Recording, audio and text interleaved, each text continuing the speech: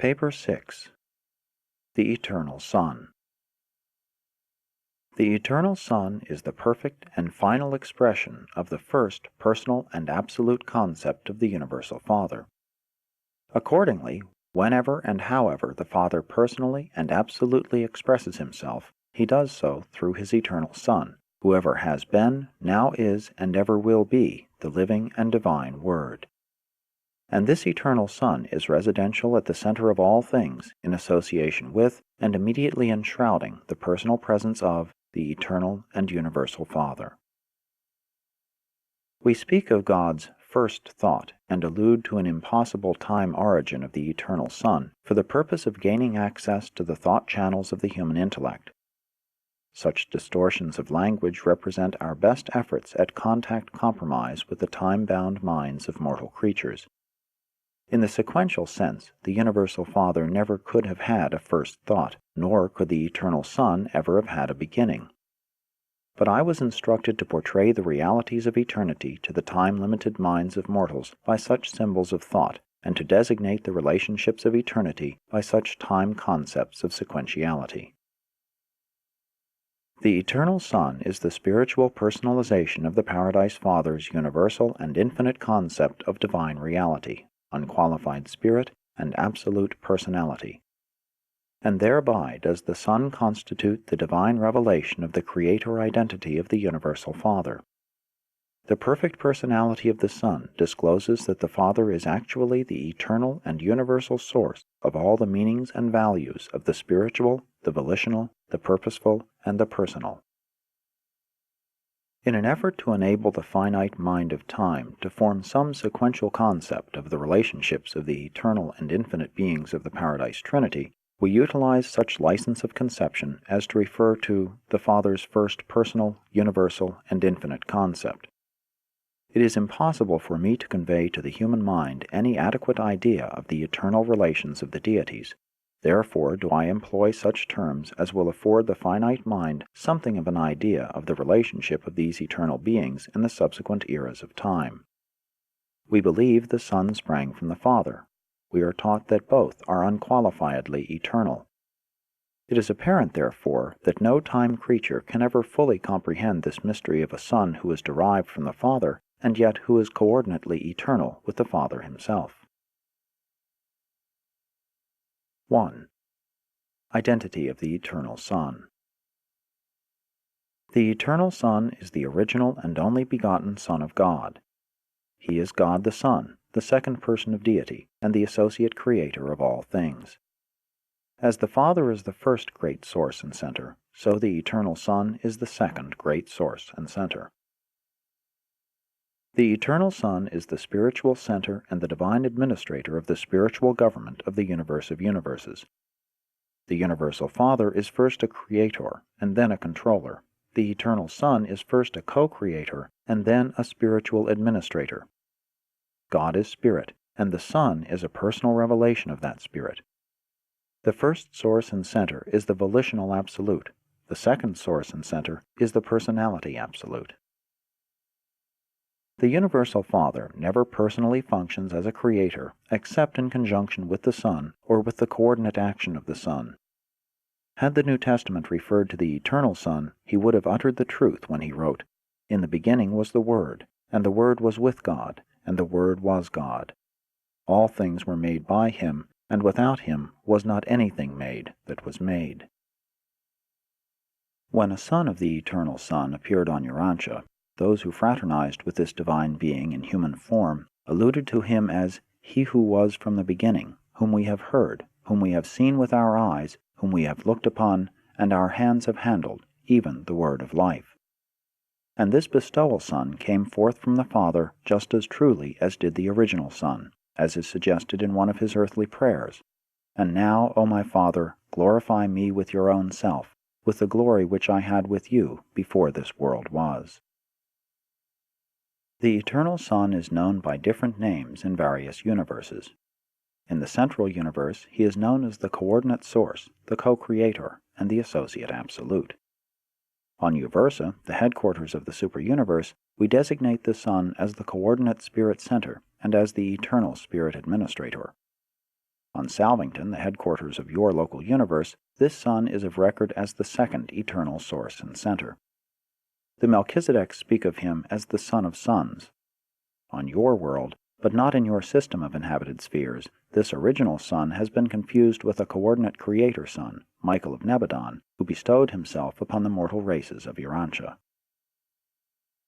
Although any of the paradise suns may fittingly be called sons of God, we are in the habit of reserving the designation the eternal sun for this original sun, the second source and center, co-creator with the universal Father of the central universe of power and perfection, and co-creator of all other divine sons who sprang from the infinite deities. 2. Nature of the Eternal Sun.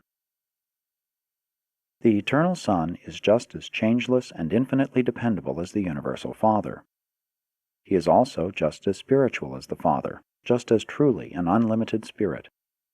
To you of lowly origin, the Sun would appear to be more personal, since he is one step nearer you in approachability than is the Universal Father. The Eternal Son is the eternal Word of God. He is wholly like the Father. In fact, the Eternal Son is God the Father personally manifest to the universe of universes. And thus it was and is and forever will be true of the Eternal Son and of all the coordinate creator sons. He who has seen the Son has seen the Father. In nature, the Son is wholly like the Spirit Father. When we worship the Universal Father, actually we at the same time worship God the Son and God the Spirit. God the Son is just as divinely real and eternal in nature as God the Father. The Son not only possesses all of the Father's infinite and transcendent righteousness, but the Son is also reflective of all the Father's holiness of character. The Son shares the Father's perfection and jointly shares the responsibility of aiding all creatures of imperfection in their spiritual efforts to attain divine perfection. The Eternal Son possesses all the Father's character of divinity and attributes of spirituality. The Son is the fullness of God's absoluteness in personality and spirit, and these qualities the Son reveals in his personal management of the spiritual government of the universe of universes. God is indeed a universal spirit. God is spirit, and this spirit nature of the Father is focalized and personalized in the deity of the Eternal Son. In the Son, all spiritual characteristics are apparently greatly enhanced by differentiation from the universality of the first source and center. And as the Father shares his spirit nature with the Son, so do they together just as fully and unreservedly share the divine spirit with the conjoint actor, the infinite Spirit. In the love of truth and in the creation of beauty, the Father and the Son are equal, except that the Son appears to devote himself more to the realization of the exclusively spiritual beauty of universal values. In divine goodness, I discern no difference between the Father and the Son. The Father loves his universe children as a father. The Eternal Son looks upon all creatures both as father and as brother. 3. Ministry of the Father's love. The Son shares the justice and righteousness of the Trinity, but overshadows these divinity traits by the infinite personalization of the Father's love and mercy. The Son is the revelation of divine love to the universes.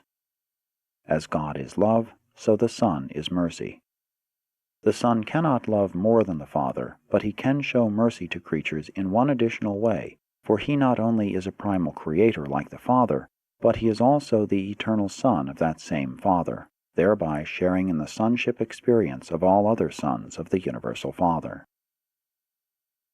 The Eternal Son is the great mercy minister to all creation. Mercy is the essence of the Son's spiritual character. The mandates of the Eternal Son as they go forth over the spirit circuits of the second source and center are keyed in tones of mercy. To comprehend the love of the Eternal Son, you must first perceive its divine source, the Father, who is love, and then behold the unfolding of this infinite affection in the far-flung ministry of the infinite Spirit and his almost limitless host of ministering personalities. The ministry of the Eternal Son is devoted to the revelation of the God of love to the universe of universes. This divine Son is not engaged in the ignoble task of trying to persuade his gracious Father to love his lowly creatures and to show mercy to the wrongdoers of time. How wrong to envisage the eternal Son as appealing to the universal Father to show mercy to his lowly creatures on the material worlds of space.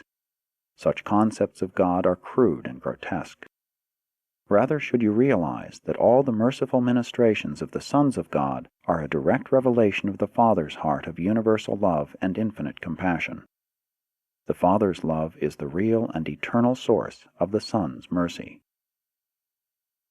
God is love, the Son is mercy. Mercy is applied love, the Father's love in action in the person of his eternal Son. The love of this universal Son is likewise universal. As love is comprehended on a sex planet, the love of God is more comparable to the love of a father, while the love of the eternal Son is more like the affection of a mother. Crude indeed are such illustrations, but I employ them in the hope of conveying to the human mind the thought that there is a difference, not in divine content, but in quality and technique of expression, between the love of the Father and the love of the Son. 4.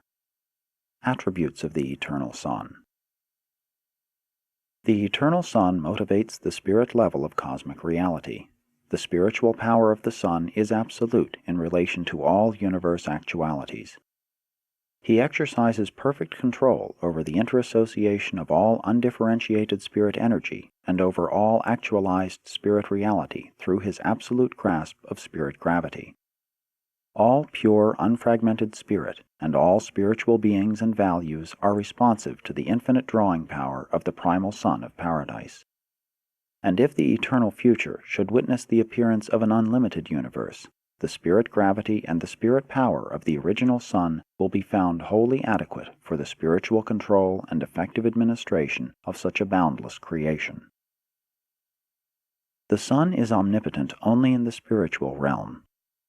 In the eternal economy of universe administration, wasteful and needless repetition of function is never encountered. The deities are not given to useless duplication of universe ministry. The omnipresence of the original Son constitutes the spiritual unity of the universe of universes. The spiritual cohesion of all creation rests upon the everywhere active presence of the divine Spirit of the eternal Son. When we conceive of the Father's spiritual presence, we find it difficult to differentiate it in our thinking from the spiritual presence of the eternal Son. The Spirit of the Father is eternally resident in the Spirit of the Son. The Father must be spiritually omnipresent, but such omnipresence appears to be inseparable from the everywhere spirit activities of the eternal Son. We do, however, believe that in all situations of Father-Son presence of a dual spiritual nature, the Spirit of the Son is coordinate with the Spirit of the Father. In his contact with personality, the Father acts in the personality circuit. In his personal and detectable contact with spiritual creation, he appears in the fragments of the totality of his deity, and these Father fragments have a solitary, unique, and exclusive function wherever and whenever they appear in the universes. In all such situations, the Spirit of the Son is coordinate with the spiritual function of the fragmented presence of the Universal Father. Spiritually, the Eternal Son is omnipresent. The Spirit of the Eternal Son is most certainly with you and around you, but not within you and a part of you, like the mystery monitor. The indwelling Father fragment adjusts the human mind to progressively divine attitudes, whereupon such an ascending mind becomes increasingly responsive to the spiritual drawing power of the all-powerful spirit gravity circuit of the second source and center. The original Son is universally and spiritually self-conscious. In wisdom, the Son is the full equal of the Father. In the realms of knowledge, omniscience, we cannot distinguish between the first and second sources. Like the Father, the Son knows all. He is never surprised by any universe event. He comprehends the end from the beginning. The Father and the Son really know the number and whereabouts of all the spirits and spiritualized beings in the universe of universes. Not only does the Son know all things by virtue of his own omnipresent spirit, but the Son, equally with the Father and the conjoint actor, is fully cognizant of the vast reflectivity intelligence of the Supreme Being, which intelligence is at all times aware of all things that transpire on all the worlds of the 7 superuniverses, and there are other ways in which the Paradise Son is omniscient. The Eternal Son, as a loving, merciful, and ministering spiritual personality, is wholly and infinitely equal with the Universal Father, while in all those merciful and affectionate personal contacts with the ascendant beings of the lower realms, the Eternal Son is just as kind and considerate, just as patient and long-suffering, as are his Paradise Sons in the local universes who so frequently bestow themselves upon the evolutionary worlds of time. It is needless further to expatiate on the attributes of the Eternal Son. With the exceptions noted, it is only necessary to study the spiritual attributes of God the Father to understand and correctly evaluate the attributes of God the Son. 5. Limitations of the Eternal Son. The Eternal Son does not personally function in the physical domains, nor does he function, except through the conjoint actor, in the levels of mind ministry to creature beings. But these qualifications do not in any manner otherwise limit the Eternal Son in the full and free exercise of all the divine attributes of spiritual omniscience, omnipresence, and omnipotence. The Eternal Son does not personally pervade the potentials of spirit inherent in the infinity of the Deity Absolute, but as these potentials become actual, they come within the all-powerful grasp of the spirit-gravity circuit of the Son. Personality is the exclusive gift of the Universal Father. The Eternal Son derives personality from the Father, but he does not, without the Father, bestow personality. The Son gives origin to a vast spirit host, but such derivations are not personalities. When the Son creates personality, he does so in conjunction with the Father or with the conjoint Creator, who may act for the Father in such relationships. The Eternal Son is thus a co-creator of personalities, but he bestows personality upon no being, and of himself alone never creates personal beings. This limitation of action does not, however, deprive the Son of the ability to create any or all types of other than personal reality. The Eternal Son is limited in transmittal of creator prerogatives. The Father, in eternalizing the original Son, bestowed upon him the power and privilege of subsequently joining with the Father in the divine act of producing additional sons possessing creative attributes, and this they have done and now do. But when these coordinate sons have been produced, the prerogatives of creatorship are apparently not further transmissible. The Eternal Son transmits creatorship powers only to the first or direct personalization. Therefore, when the Father and the Son unite to personalize a Creator Son, they achieve their purpose.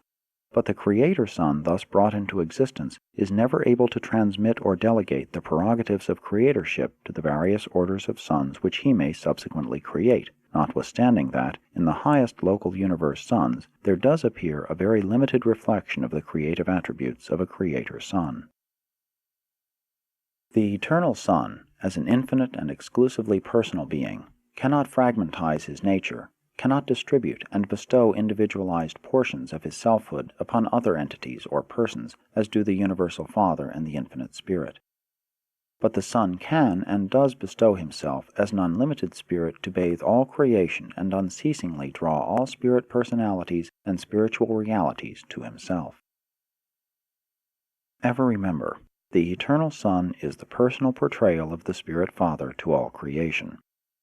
The Son is personal and nothing but personal in the deity sense. Such a divine and absolute personality cannot be disintegrated or fragmentized.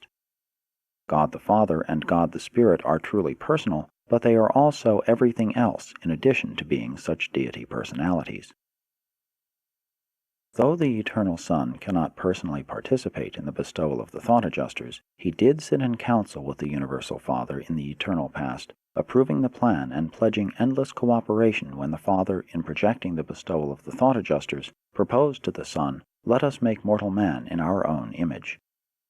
And as the spirit fragment of the Father dwells within you, so does the spirit presence of the Son envelop you, while these two forever work as one for your spiritual advancement. 6. The Spirit Mind. The Eternal Son is spirit and has mind, but not a mind or a spirit which mortal mind can comprehend. Mortal man perceives mind on the finite, cosmic, material, and personal levels. Man also observes mind phenomena in living organisms functioning on the subpersonal, animal level, but it is difficult for him to grasp the nature of mind when associated with supermaterial beings and as a part of exclusive spirit personalities. Mind must, however, be differently defined when it refers to the spirit level of existence and when it is used to denote spirit functions of intelligence. That kind of mind which is directly allied with spirit is comparable neither to that mind which coordinates spirit and matter, nor to that mind which is allied only with matter. Spirit is ever conscious, minded, and possessed of varied phases of identity. Without mind in some phase, there would be no spiritual consciousness in the fraternity of spirit beings. The equivalent of mind, the ability to know and be known, is indigenous to deity. Deity may be personal, prepersonal, superpersonal, or impersonal, but deity is never mindless. That is, never without the ability at least to communicate with similar entities, beings, or personalities. The mind of the Eternal Son is like that of the Father, but unlike any other mind in the universe, and with the mind of the Father, it is ancestor to the diverse and far-flung minds of the conjoint Creator. The mind of the Father and the Son, that intellect which is ancestral to the absolute mind of the third source and center, is perhaps best illustrated in the pre-mind of a thought adjuster, for though these father fragments are entirely outside of the mind circuits of the conjoint actor, they have some form of pre-mind. They know as they are known, they enjoy the equivalent of human thinking. The Eternal Son is wholly spiritual. Man is very nearly entirely material. Therefore, much pertaining to the spirit personality of the Eternal Son, to his 7 spiritual spheres encircling paradise, and to the nature of the impersonal creations of the Paradise Son, will have to await your attainment of spirit status following your completion of the Morancha ascension of the local universe of Nebadon. And then, as you pass through the super-universe and on to Havona, many of these spirit-concealed mysteries will clarify as you begin to be endowed with the mind of the Spirit, spiritual insight. 7. Personality of the Eternal Son. The Eternal Son is that infinite personality from whose unqualified personality fetters the Universal Father escaped by the technique of trinitization, and by virtue of which he has ever since continued to bestow himself in endless profusion upon his ever-expanding universe of creators and creatures. The Son is absolute personality. God is Father personality, the source of personality, the bestower of personality, the cause of personality. Every personal being derives personality from the Universal Father, just as the original Son eternally derives his personality from the Paradise Father. The personality of the Paradise Son is absolute and purely spiritual, and this absolute personality is also the divine and eternal pattern, first of the Father's bestowal of personality upon the conjoint actor, and, subsequently, of his bestowal of personality upon the myriads of his creatures throughout a far-flung universe. The Eternal Son is truly a merciful minister, a divine spirit, a spiritual power, and a real personality. The Son is the spiritual and personal nature of God made manifest to the universes, the sum and substance of the first source and center, divested of all that which is non-personal, extra-divine, non-spiritual, and pure potential. But it is impossible to convey to the human mind a word picture of the beauty and grandeur of the supernal personality of the Eternal Son. Everything that tends to obscure the Universal Father operates with almost equal influence to prevent the conceptual recognition of the Eternal Son. You must await your attainment of paradise, and then you will understand why I was unable to portray the character of this absolute personality to the understanding of the finite mind. 8. Realization of the Eternal Son. Concerning identity, nature, and other attributes of personality, the Eternal Son is the full equal, the perfect complement, and the eternal counterpart of the Universal Father. In the same sense that God is the Universal Father, the Son is the Universal Mother. and all of us, high and low, constitute their universal family. To appreciate the character of the Son, you should study the revelation of the divine character of the Father. They are forever and inseparably one. As divine personalities, they are virtually indistinguishable by the lower orders of intelligence. They are not so difficult of separate recognition by those whose origin is in the creative acts of the deities themselves. Beings of nativity in the central universe and on Paradise discern the Father and the Son not only as one personal unity of universal over-control, but also as two separate personalities functioning in definite domains of universe administration. As persons, you may conceive of the universal Father and the eternal Son as separate individuals, for indeed they are. But in the administration of the universes, they are so intertwined and interrelated that it is not always possible to distinguish between them. When, in the affairs of the universes, the Father and the Son are encountered in confusing interassociations, it is not always profitable to attempt to segregate their operations. Merely recall that God is the initiating thought and the Son is the expressionful word. In each local universe, this inseparability is personalized in the divinity of the Creator Son, who stands for both the Father and Son to the creatures of 10 million inhabited worlds. The Eternal Son is infinite, but he is approachable through the persons of his Paradise Sons and through the patient ministry of the Infinite Spirit. Without the bestowal service of the Paradise Sons and the loving ministry of the creatures of the Infinite Spirit, beings of material origin could hardly hope to attain the Eternal Son. And it is equally true, with the help and guidance of these celestial agencies, the God-conscious mortal will certainly attain paradise and sometimes stand in the personal presence of this majestic Son of Sons. Even though the Eternal Son is the pattern of mortal personality attainment, you find it easier to grasp the reality of both the Father and the Spirit, because the Father is the actual bestower of your human personality, and the Infinite Spirit is the absolute source of your mortal mind. But as you ascend in the paradise path of spiritual progression, the personality of the Eternal Son will become increasingly real to you, and the reality of his infinite spiritual mind will become more discernible to your progressively spiritualizing mind. Never can the concept of the Eternal Son shine brightly in your material or subsequent morontial mind. Not until you spiritize and commence your spirit ascension will the comprehension of the personality of the Eternal Son begin to equal the vividness of your concept of the personality of the Creator Son of Paradise origin, who, in person and as a person, one time incarnated and lived on Urantia as a man among men. Throughout your local universe experience, the Creator Son, whose personality is comprehensible by man, must compensate for your inability to grasp the full significance of the more exclusively spiritual, but nonetheless personal, Eternal Son of Paradise. As you progress through Orvonton and Havona, as you leave behind you the vivid picture and deep memories of the Creator Son of your local universe, the passing of this material and morontia experience will be compensated by ever-enlarging concepts and intensifying comprehension of the Eternal Son of Paradise, whose reality and nearness will ever augment as you progress paradiseward. The Eternal Son is a grand and glorious personality. Although it is beyond the powers of the mortal and material mind to grasp the actuality of the personality of such an infinite being, doubt not, he is a person. I know whereof I speak. Times almost without number I have stood in the divine presence of this Eternal Son, and then journeyed forth in the universe to execute his gracious bidding. Indicted by a divine counselor assigned to formulate this statement depicting the Eternal Son of Paradise.